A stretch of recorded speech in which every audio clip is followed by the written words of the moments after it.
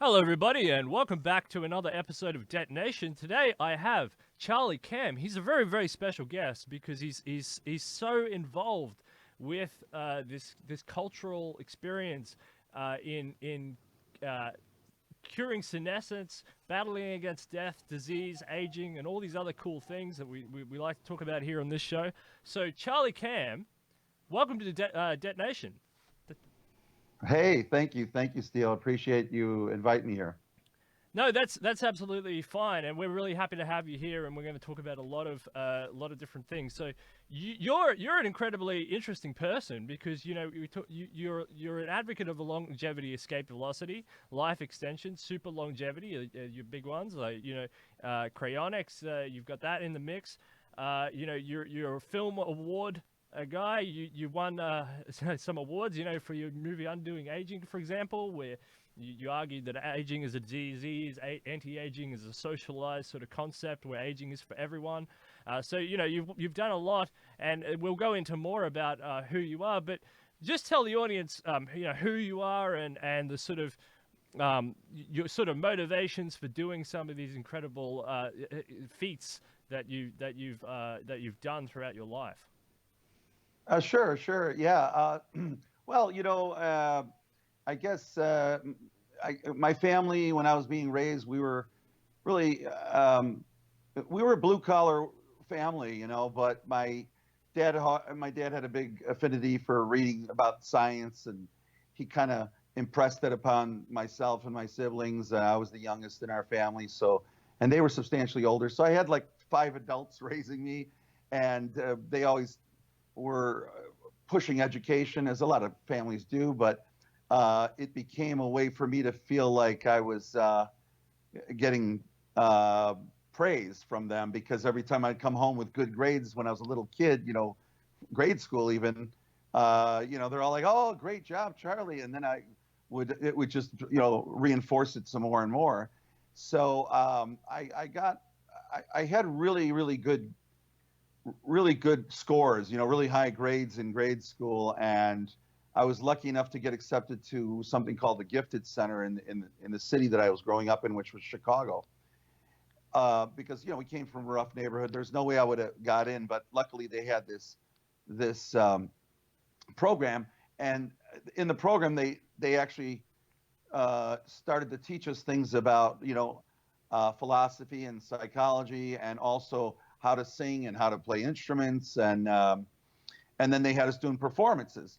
So we got a good exposure to a lot of different culture, which which served me well later on, as we'll talk about it later. But um, I eventually went into school, went into college, studied biochemistry. I went to med school for a little while, but I really was more. Again, I came from a family where nobody had gone to college. Really, nobody went to graduate school or anything like that prior to me. So I was only under the impression that we had either to pick from being a doctor or a lawyer, and I picked doctor because we were into science, but but while I was there, it wasn't quite what I wanted to do, and things were going along, but then we had a crisis where my dad was diagnosed with cancer, and that kind of turned our whole family upside down, and it really frustrated me a lot, because here I was studying to try to cure people, because that was what I thought was a good thing. You want to save lives, and here's my own father who's got cancer, and I'm trying to figure out what to do. But this is back in the 90s, and there's no cure, and there still isn't really. There are some things that are being done that are pretty amazing, but anyway, at the time, there was nothing I could do. I started looking into other alternative things like cryonics, but back then everybody told me, "Oh, no, that doesn't work. It doesn't work. When you freeze somebody, the water expands and the cells burst, and then they can." And I was still thinking, but it maybe. But the problem was my dad died very quickly.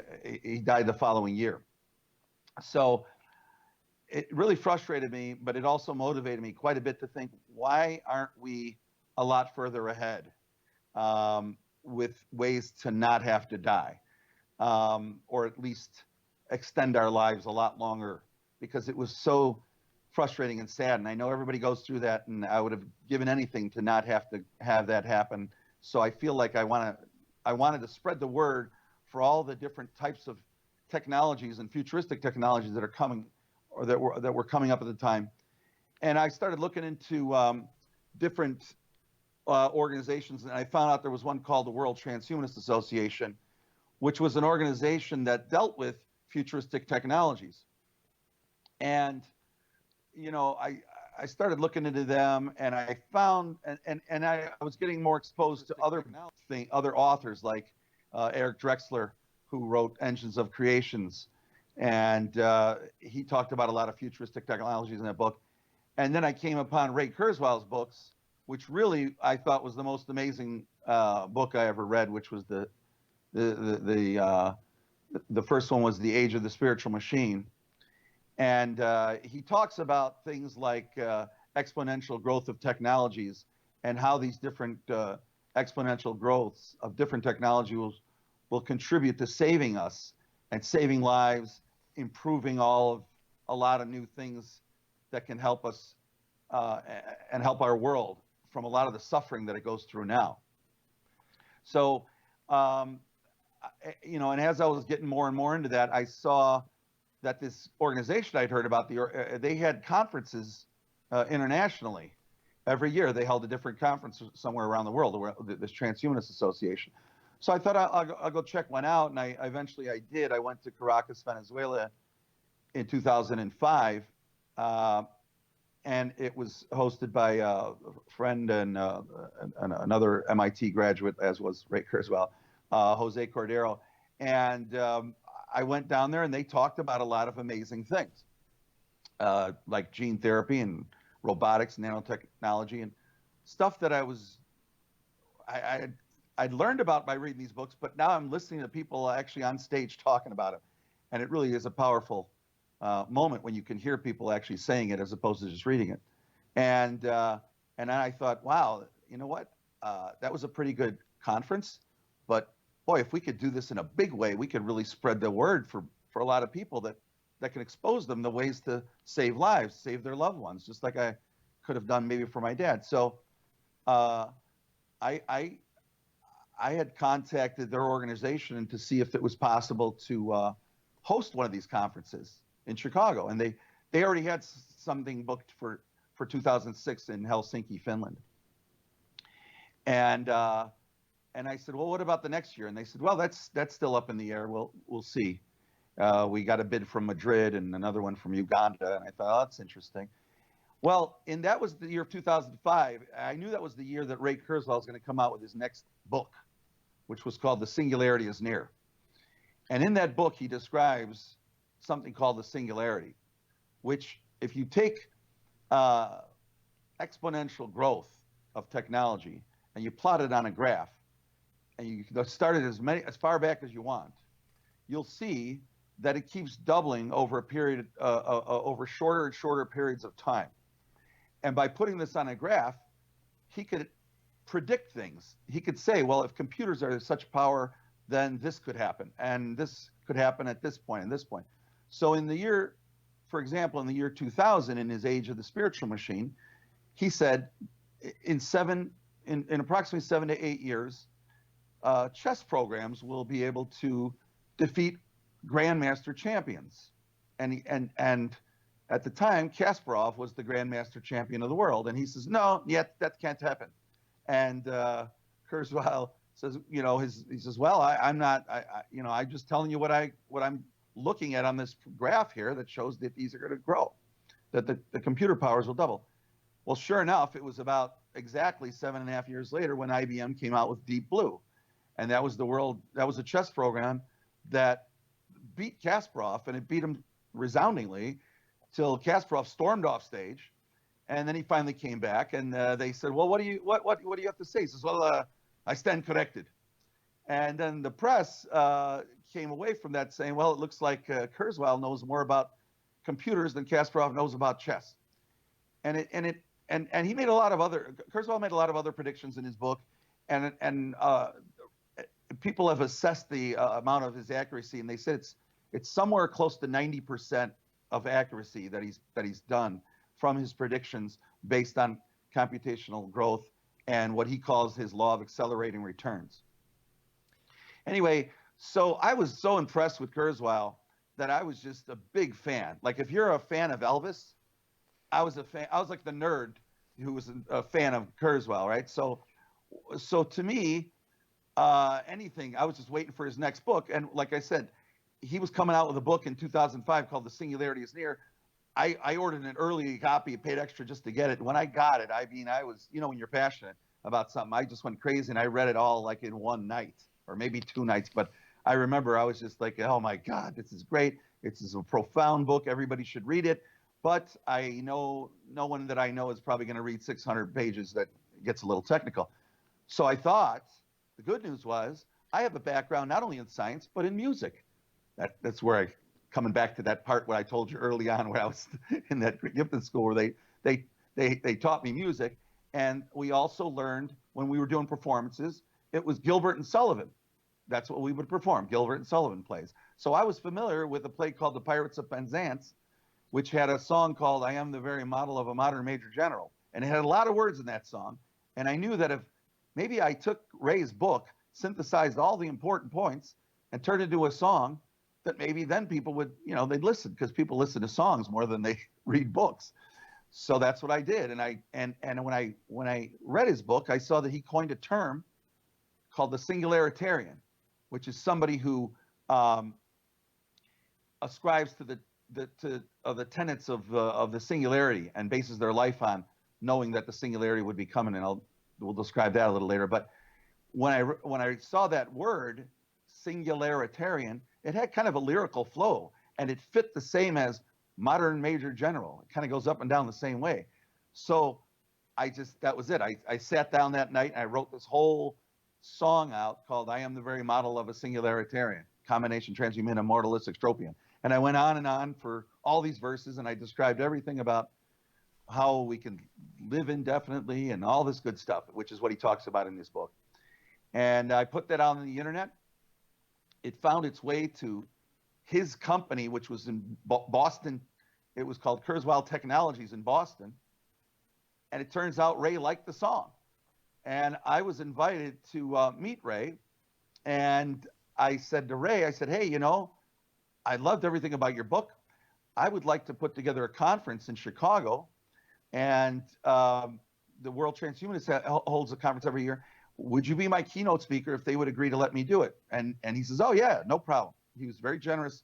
He's a very good guy. He's actually got a really good heart, because he's kind of famous from the 1970s when he was inventing reading machines for blind people. He's a brilliant guy, but he cares a lot about humans.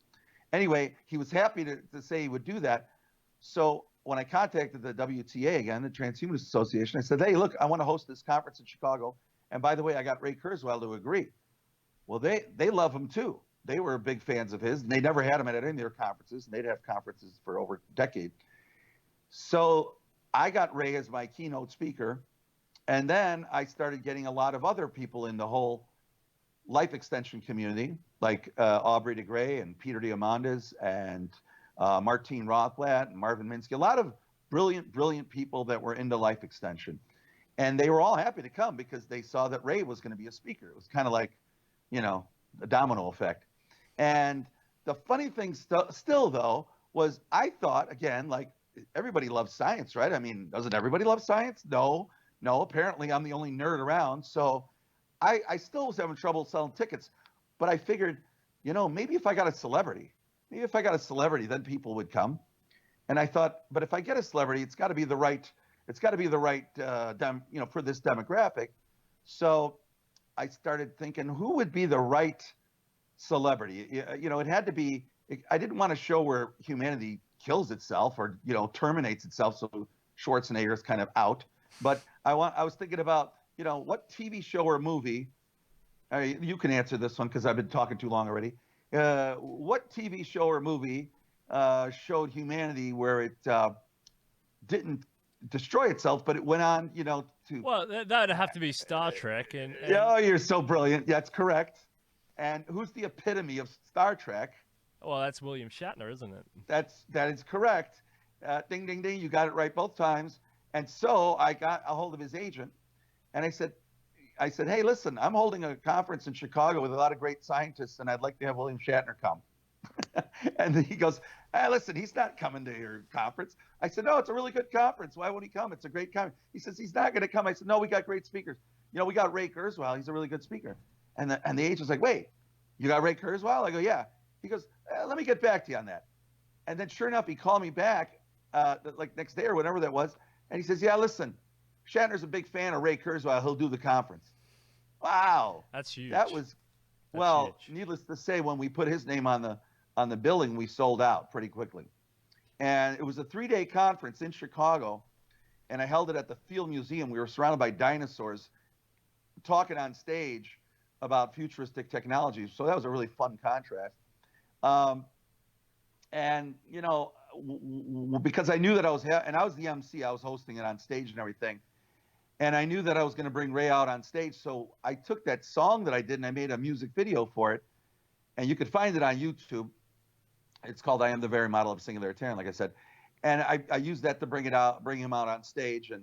And everybody loved it. I mean, I got standing ovations for that. And Ray got standing ovation. And the conference went over really, really well. And at the end of it, we had a dinner for all the speakers. And so Ray was sitting right next to me during the dinner, and next to him was Peter Diamandis. And Peter Diamandis holds he does zero gravity flights to the moon, and he's founder of the X Prizes, where they give awards for people with innovations. And anyway, they're sitting next to each other, right next to me, and people are coming up congratulating me on this conference. And Ray and Peter are talking about, hey, you know, how great this conference was. And Ray turns to me and says, yeah, Charlie, this was a great conference. And I said, thanks, Ray. I'm glad you liked it. And he says, you know, Peter and I were just talking about all the different subject matters here and maybe turning this into some kind of academic setting. And I said, well, that's great. I mean, that's kind of why I had the conference, to spread the word and get this out there so everybody can benefit from futurist technologies. Well, it was about a year and a half later, they launched Singularity University in Silicon Valley. And Ray even made mention of it in the first graduating class. He says, hey, Peter, remember about a year and a half ago, we were in Chicago and at that dinner where we were talking about this, and here it is now. So I was always glad to hear that, you know, it had some kind of influence to make that happen. You know, I'm not taking credit because obviously these guys made it happen, but that's where they first sat next to each other. So, you know, I just, again, because that music video I did was so popular, I started doing other ones, and I was doing other music videos and other song parodies about futuristic technologies over the years, because I became good friends with Ray, and he started inviting me to Kurzweil Technologies in Boston whenever they had the company parties, and I would make music parody videos, like when he came out with How to Create a Mind. So I took a clip from Wizard of Oz when Scarecrow was talking to Dorothy about if he only had a brain, and I turned that into if I had to build a brain, and I did the voiceovers on that. That's on YouTube too. And then I did another one called, instead of a few of my favorite things with Julie Andrews, I did Futurist Favorite Things, where I did the voiceover of Julie Andrews, which kind of sounded like a Monty Python female voice, but it went over well. A lot of people like it. But anyway, you know, the thing is, my goal has always been with these videos, and by the way, I've been getting invited to a lot of other conferences now, creating new videos, new songs, all about futuristic technologies. But you know, all of these technologies, they really need to be out there, and people need to be made aware of them. And I know a lot of people get concerned that maybe it's only for the rich people, but you know, to Ray's point about exponential growth, if you, for example, well, when televisions first came out, long time back in the 20th century, it took almost 50 years before they became ubiquitous, right? Before they were almost in everybody's house. It took at least 50 years.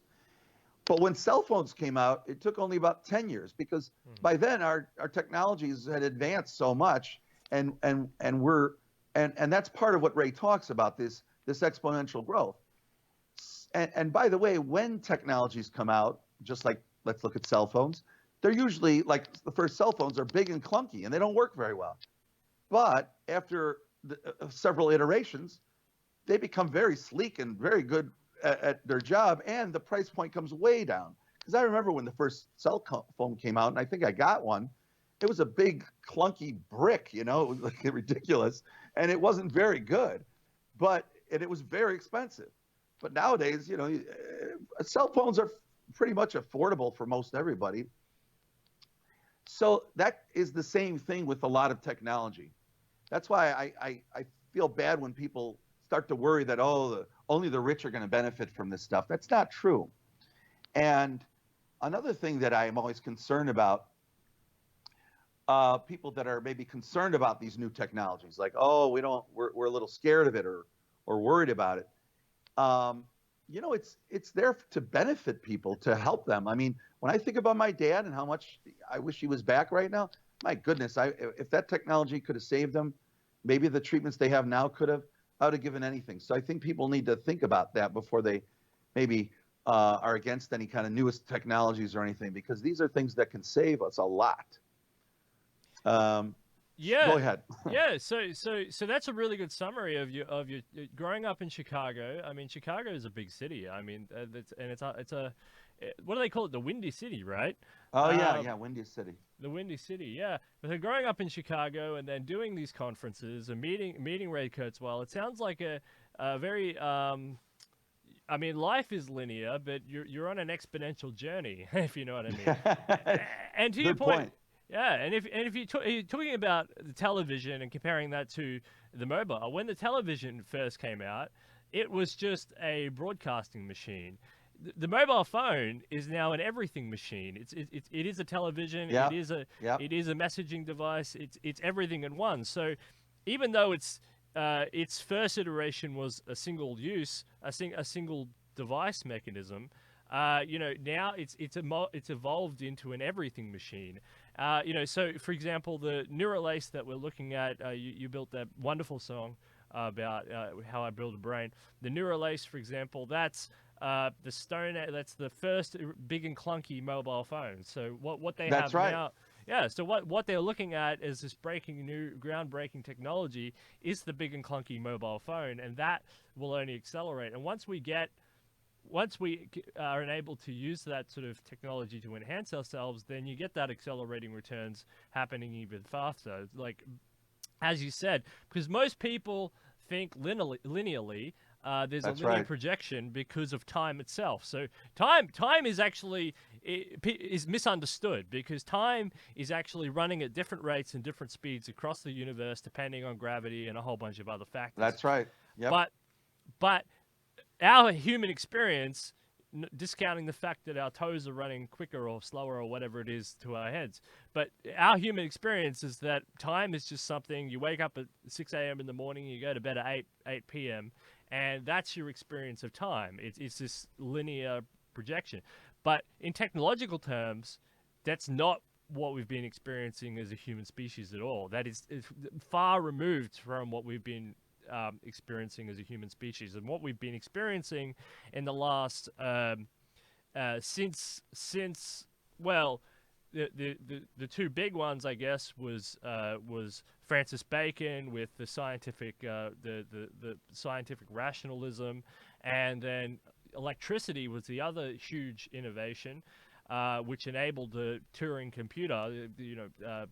So those three things have just absolutely kicked off this sort of exponential-ism that Ray Kurzweil is talking about, and politicians, they talk to me and they say, get people like yourself on, because my country is suffering from a deficit of smart people in these fields, because people are still thinking linearly. There's other cultures out there. There's other, some of them are micro, some of them are macro, and some of them are governments that are thinking, and they're thinking exponentially. They're generating policies, social policies, political strategies,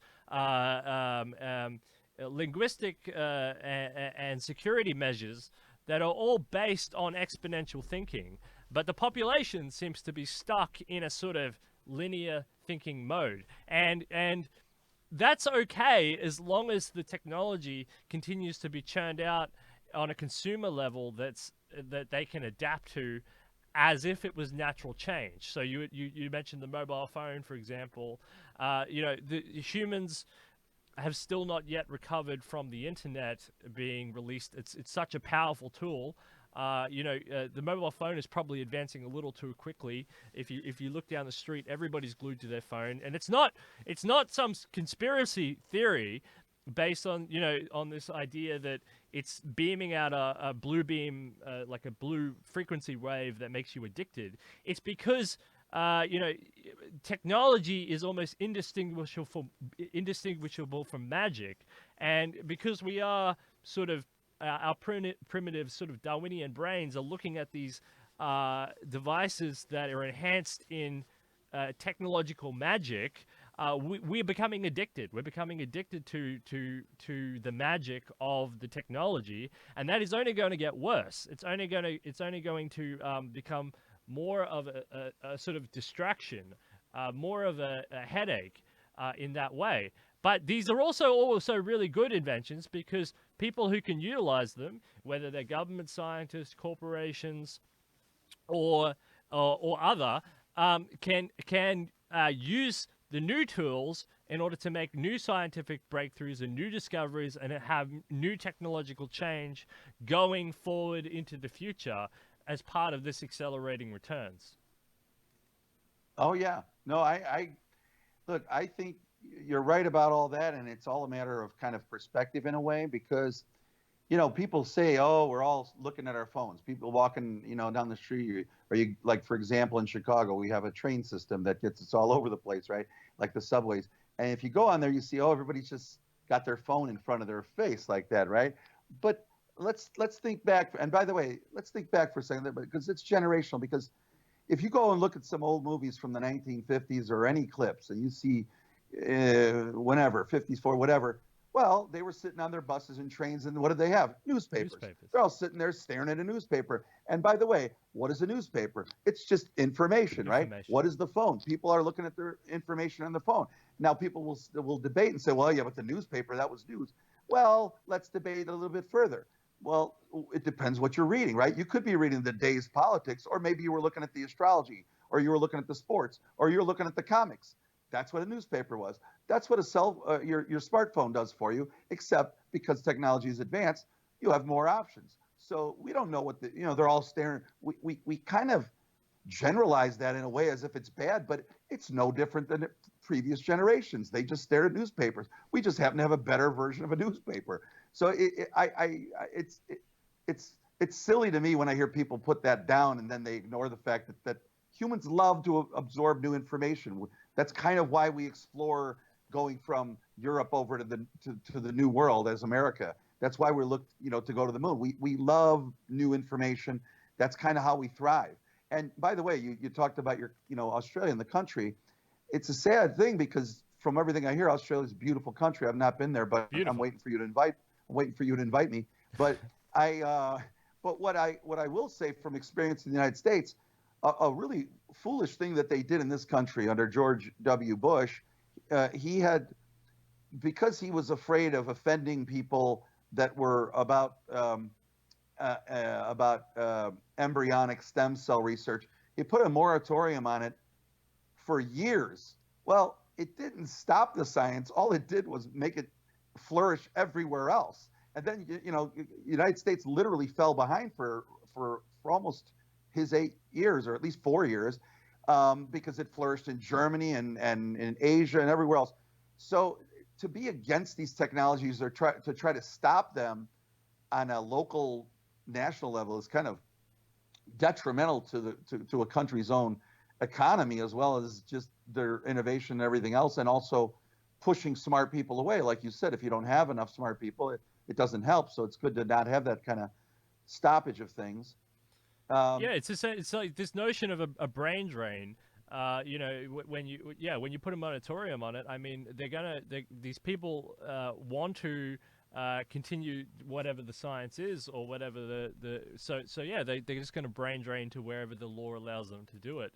and that drags talent offshore. It drags safety offshore because if you do it under a supervised regulatory framework, at least the people who are skeptical are allowed to make up some laws involved with the safety. If you don't, a government that doesn't care or wants the money or wants to get ahead, they're going to loosen safety regulations, or they're not going to have no safety regulations. So if you have a absolute theological understanding in your own mind that, say, for example, stem cell research is bad, we're all on a blue planet. I mean, going around a sun.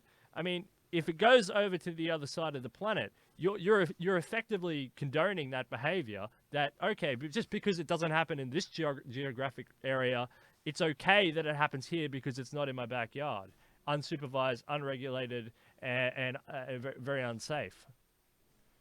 Yeah, right, exactly. It's always better to have everything out there on the open and in transparency and let everybody do what they want. And with regard to embryonic stem cells, obviously now people don't even need them. They've been able to develop pluripotent stem cells and things that can, we don't even have to deal with that kind of stuff anymore. So that controversy is gone.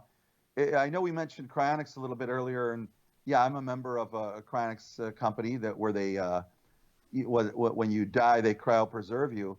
And I know that sometimes people will think that is something that, because it's got a science background, that has something to do with religion or anti-religion, which it does not actually. In fact, when you think about it, it's interesting. When people have asked me, well, have you, and they know it's a loaded question because they think they know the answer. But when I've had different people ask me, okay, you're signed up for cryonics, but has it ever worked? Have they ever frozen a person and brought him back? And then I say, yes. And they're like, now they're getting mad because they think I'm lying. And they go, no, because they think they know the answer. I said, no, we have. And they're looking at me like, no, when, where, what? I said, well, we've frozen fertilized embryos, and we've brought them back into full-fledged humans, and there's thousands of them walking around. And they're looking at me. Now, if they're Republican, they have to agree. They're like, oh, you're right, because you know what? You are a human at inception. I said, yeah, you see? So isn't it better that we have cryonics that saves those frozen embryos instead of discarding them? So I got a lot of people that were Christian Republicans that saying, oh, yeah, okay. But then the other argument was, well, wait a minute. Doesn't it mean if you freeze yourself when you die, when you're pronounced dead and you get frozen or cryopreserved, aren't you interfering with God's will? Doesn't that mean you're going against my religion, is what they say? And I said, no, let me tell you something. When a person 50 to 60 years ago, when a person had a heart attack and they fell on the ground and their heart stopped, we said they were dead.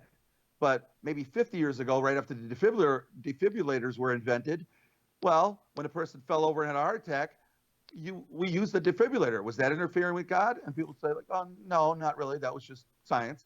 I said, okay, well, cryonics is kind of like science too. It's the same thing, actually, because if a person falls over and we try the defibrillator and it doesn't work, well, then we just put them in a cool down state until we can fix them at a later date. That's all cryonics really is. It's just, we're going to keep this person as a patient until a later time. And we keep them in a liquid nitrogen form.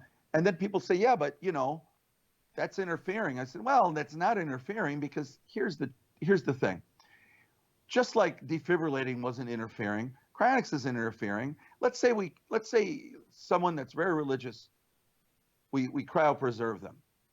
And if God is there, do you really think that our liquid nitrogen is going to stop the hand of God from coming down and reaching into that and going for the soul of this frozen person? Oh, I'm God. I can't get into there because it's frozen too solid. Hey, God created everything, right? So if it's that person's time to go, God's going to pull that soul out of that cryopreserved person, and then in 10 or 15 or 20 years, whenever we start to reanimate the cryopreserved, well, that guy didn't make it because God took him early on when he got frozen. But maybe some people will. So I think all of technology, anything that we create it's by human, it's right? it's interesting with this argument here, because a lot of people argue maybe against cryonics because it's death related, but they don't really argue the same thing when they talk about let's freeze people and then send that ship off to Alpha Centauri as colonists and then unfreeze them over there and then let them go out about their daily lives on some new planet.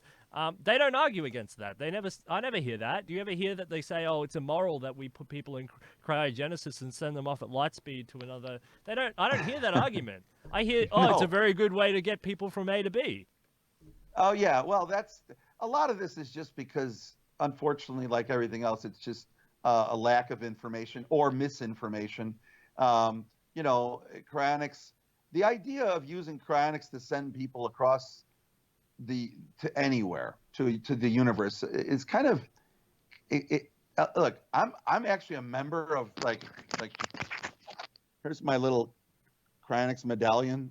If you can see this, but if you wear this around your neck and if you fall over dead, they're supposed to you got to be lucky that someone reads it. I'm not saying cryonics is foolproof. I mean, maybe no one will find me and I'll rot to death.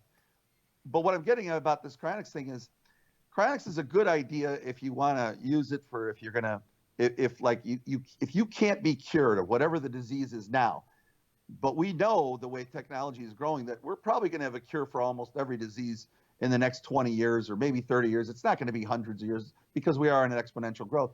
Then cryonics is a great thing to have. You should always have it. You should have it for your loved ones. If you care about the people you love, have it. But the idea of using cryonics, to travel to Alpha Centauri or something like I think it was in the original Planet of the Apes movies where they had them frozen. The problem with that is this. In our current type of spaceships that we would try to send something to another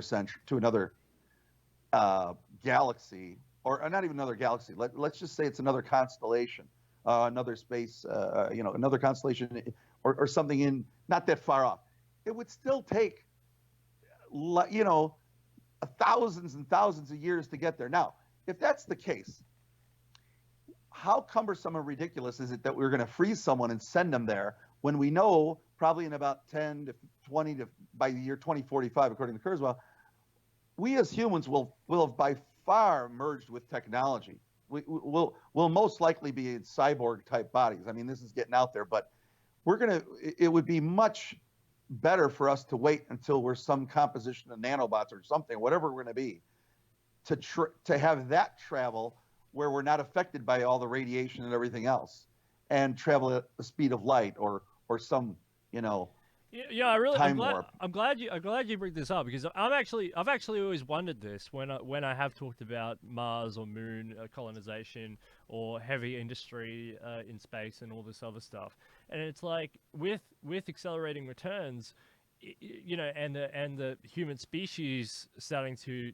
divulge, what is the point? What is the point of any of it? What is the point of space exploration? You're right. What's the point? You're right. You're right. Look, the point. Okay. My theory on it. I don't know about yours, but my theory on the point of that is that it's going to be human biological sentience that want to remain that will engage in that, and the others will just leave as super beings, I guess. Yeah. Look, you're right. Here's the thing. I think Musk is a brilliant guy. He's really cool and he's got a lot of great ideas and he wants to colonize Mars. And I'm much more excited about Neuralace than I am about Mars, to be honest with you, but for me personally. And I'll tell you why, because look, to colonize Mars is a really, really huge undertaking. I mean, you'd have to terraform the entire planet and get the gravity to a suitable amount and get rid of the radiation and get the atmosphere. And I mean, and even if you wanted to just build a big bubble up there, why even go through all that trouble? Because by the time we get to be able to do all that in a manner that makes it convenient or reasonably comfortable there, we're talking probably at least 10, 20, 30 years. And by then, if Kurzweil's right, then we will have already pretty much become merged with robotic technology as humans. And I mean, that sounds a little crazy, but you got to read his books and then you'll know what I'm talking about if you haven't read them. I don't mean you, I mean anybody listening. But the point is that Because if we merge with all that, and by the way, humans will want to merge with technology. I know people say that they wouldn't, but all you got to do is look at our history. Humans are already emerging with technology. Oh, they all, yeah, yes, they like, already are. yeah, like externally, they're merging with their phones. Internally, we've Well, got these glasses are technology. I've merged clothes. with it. Right. Yeah, Everything. medical devices are becoming increasingly sophisticated. Biologically, they're merging with new technology, which is like biologically grown organs, and other things, stem cell replacement. That's technology. I mean, you can get biological technology as well, or heart pacemakers, or there's a whole wide range of bio body hacking, whatever they call it, out there. It's not new, and humans are embracing it. And the military is absolutely marching forward with this. DARPA, the U.S. military has huge amounts of money in their budget to advance, because like for each soldier they want them at peak performance forever. I mean, they don't want to. This is a long-term investment. Like the human capital, they don't want it to peak at 35 and then diminish away. They want to keep these super soldiers forever. So the U.S. military and others are investing heavily in body hacking and other things. So yeah, it's humans are definitely merging with technology. It's not going away. It's going to become more commercially abradable, from everything from breast plants to I don't know anything else. Oh yeah, because breast implants is a very good example. When you think about it, back in the 70s, when women were getting literally things that could cause cancer, they were putting them into their bodies for the purpose of looking better for men, or for vanity purposes, and also equally men were injecting themselves with hormones to try to be better athletes at the expense of their health. In other words, anytime there's a way to advance ourselves to make us better, we are going to do it. And if we, because a lot of the scenarios you see in Hollywood, it's always us against them. Robots and the humans fight each other until somehow the humans win, which is ridiculous. But the reality is, if we start building artificial intelligence that's super smart, we're going to want to merge with that. We're going to want it in us. And by the way, when you think about it, that's where we're going. That's the trajectory. Computers used to be in big rooms far away that could only do the stuff of what calculators it could do, and then we had desktop computers, and we had those in front of us, but that wasn't good enough. So because we loved them so much, we wanted them with us, so we got laptops. But laptops were big and clunky. So imagine now we have these smart devices, these phones. So if you look at the trajectory, computers used to be far away rooms, then they were on desks in front of us, then they're carrying next to us, and there are laps called laptops. Now they're in our hands. Pretty soon they're going to be in our heads. That's what Musk is doing. And we are going to merge with it because it's going to be convenience. And then we're going to have things called nanobots, which are robots at nanoscale. And once we have those inside of us, it'll be a lot better than, like, as you mentioned earlier, this Neuralace is the clunky early version of what we're eventually going to have when we merge with the cloud and everything else. So we will have all the access to all the information that ever existed immediately in our thoughts. But imagine also, and this is where I liked your talk a little earlier too about time. When we do get nanobots that are structured, that they can be programmed to go right on top of our neurons, and they could transmit information that we're thinking faster than the chemical processes that we do now. So we will, in a sense, be able to think thousands of times faster than we do, if not millions of times. So we as humans will be millions of times smarter. We'll be thinking way faster. We'll be able to transmit signals back and forth. Of course, we're going to merge with this technology, and it's going to transform all of humanity as we know it. The paradigm shift for this is at a point that it becomes unpredictable. Just like the singularity, the word singularity represents an event horizon that you can't predict. That's why Kurzweil used that term. So if you read his book, you'll know all these things I'm talking about are not coming out of me. They're coming out of the brains of some of the most brilliant people in the world. Yeah, and we're talking about more external technology as well, smart toilets and Oh you know yeah, yeah. and all the other things that will impact human health and longevity. I mean, sanitation is a fantastic technology anyway. That like see this is the thing. Like um, human longevity has already been accelerated a lot. I mean, lifespans have already picked up a lot, and in some ways, it's our capitalist convenience mechanism of making these things efficient that's actually killed us. So, for example, like health spans shot up to 80 years for women, 85 or whatever it is. But you know we became so efficient at producing a surplus amount of food that the hamburgers were killing us early from heart disease. You know, so we have to be careful in some respects of these advances. And in other words, we have to be as careful as a society that the elites, the financially wealthy, and others don't necessarily hoard all of this technology for themselves, so that they become some sort of Elysium overlords. You know, because already, if you're talking from a wealth disparity context, um, the first world, so the United States and Australia and Europe, they already have huge advantages. Oh, and emerging Asia too, but has huge advantages technologically, where we are a sort of sophisticated elite over some other parts of the world. The internet is the great equalizer in the fact in the sharing of information, in the distribution of information. Language is the barrier. So, you know, you've got a billion people speaking in Mandarin, or Chinese. You've got a billion people speaking in Hindi. They can't communicate, and then the rest in English or whatever. They can't communicate. You can use sophisticated technologies like Google Translator, which break down those barriers. But on a huge scale, such as the internet, this is still an issue of equalization that's going to have to be overcome.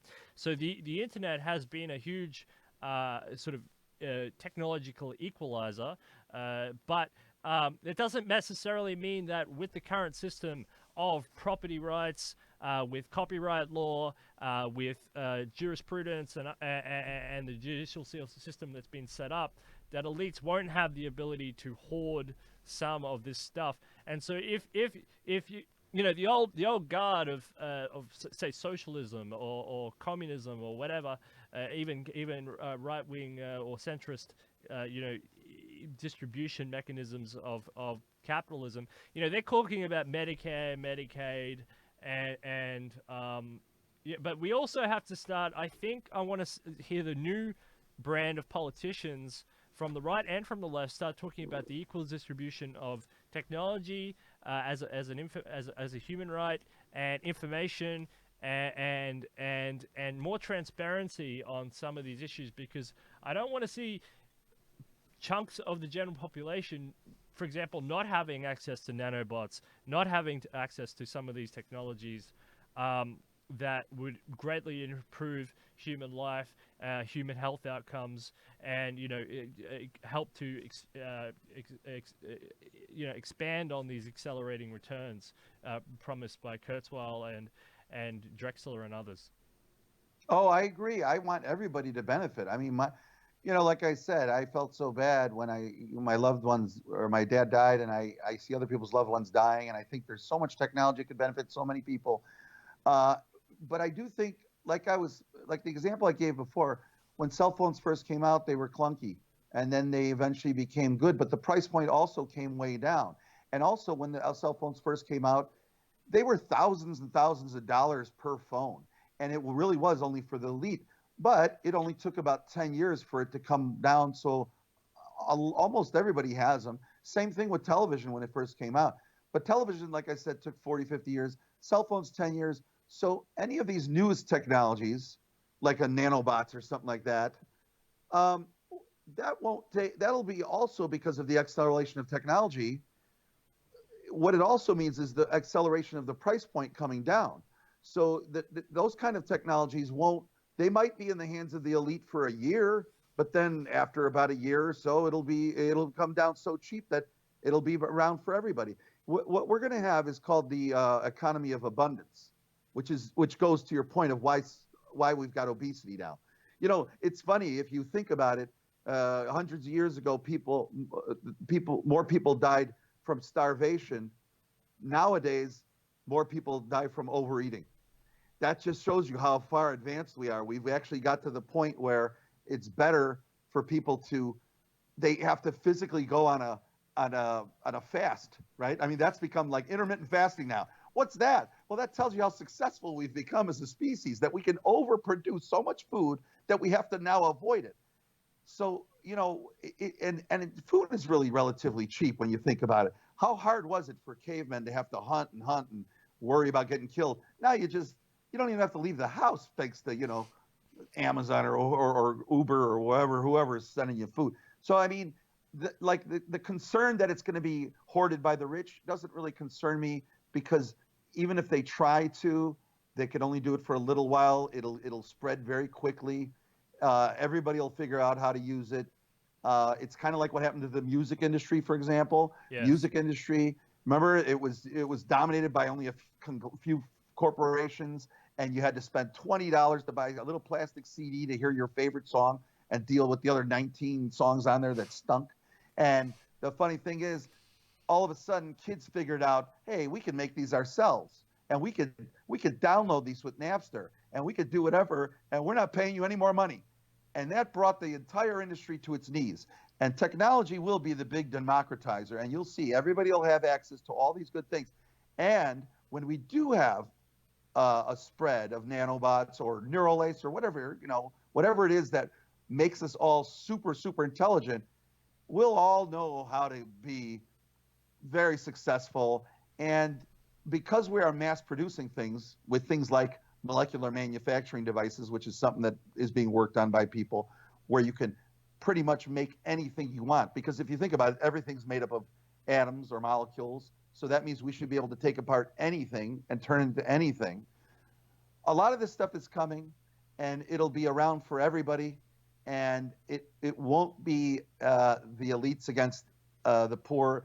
You'll see it'll spread, and it'll spread a lot faster than it's been spreading. Because like you said, there are third world countries that still don't have all the good stuff, but that'll soon happen. You know, like look, China is really changing the whole face of Africa.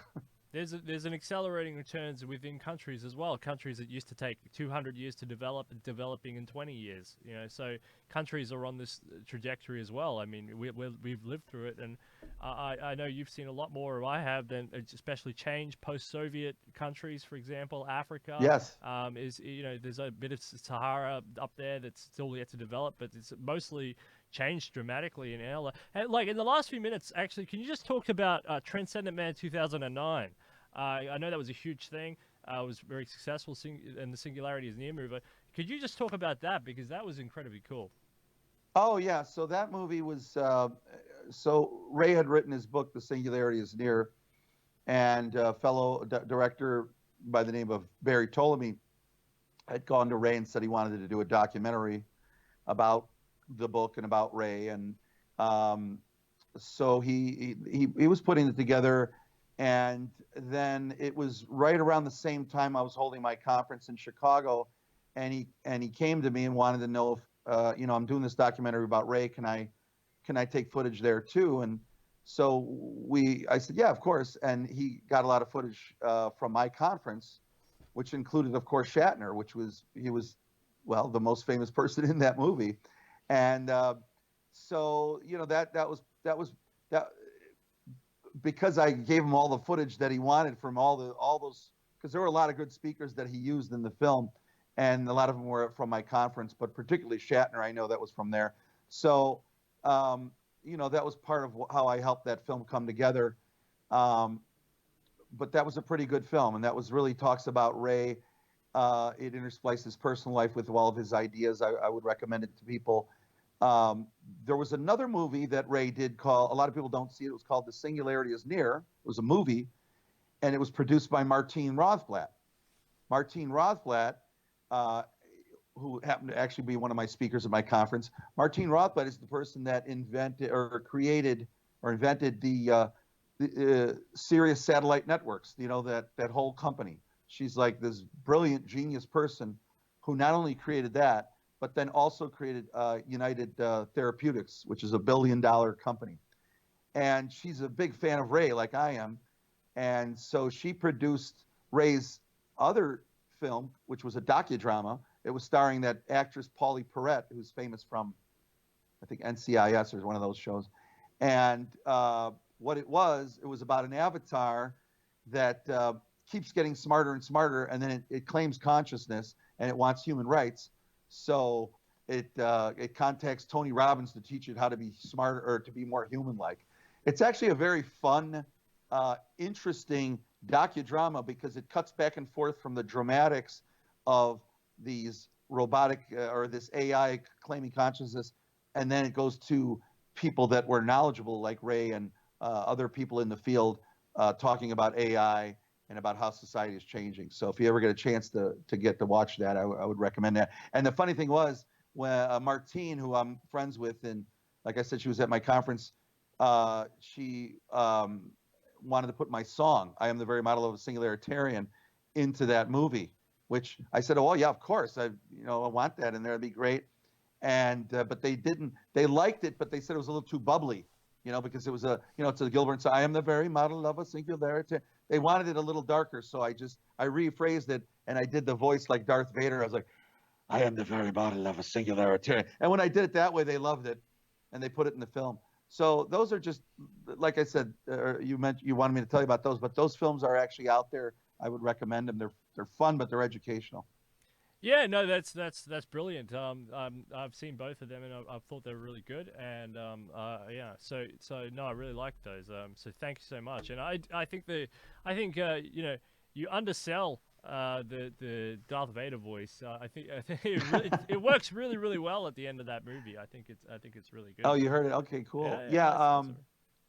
Yeah. I guess you said we're only a few minutes, so I want to just plug a couple things. Yeah, please, please do. Actually, just I'm going to be, like I said, I hosted that conference back in 2007. I'm going to be hosting Transvision again in 2020 in Los Angeles, and along with Natasha Vita-Moore. She's an amazing scientist and author and artist and brilliant.